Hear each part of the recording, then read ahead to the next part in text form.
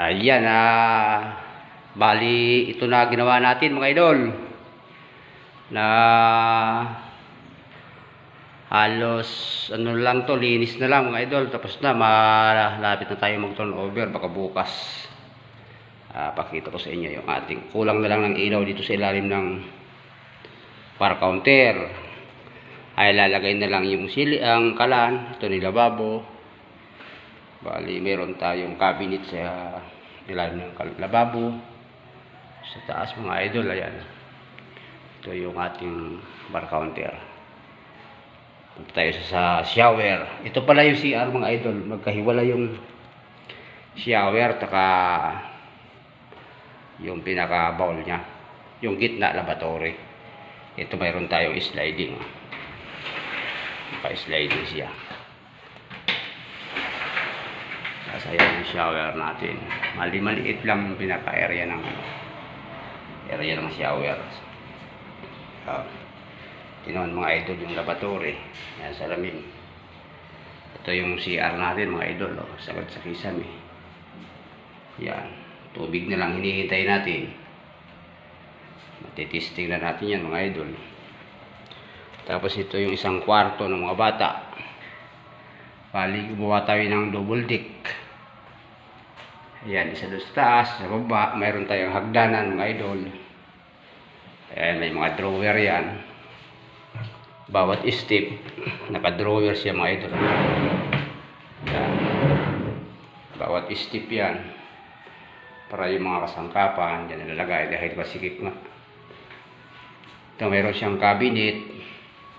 Yung cabinet, dinugtungan natin ng konting lamisa para kahit paano mayroon saksakan ng mga gadgets. Ayan yung ating cabinet mga idol. Ayan ang loob. Okay, bali tatlo to. Isang shelf. Ayan. Tapos sa taas, mayroon siyang malagyan ng kung ano mga idol. Kaya sa master bedroom tayo. Ayan. Bali mayroon tayo ditong cob lights. Ayan.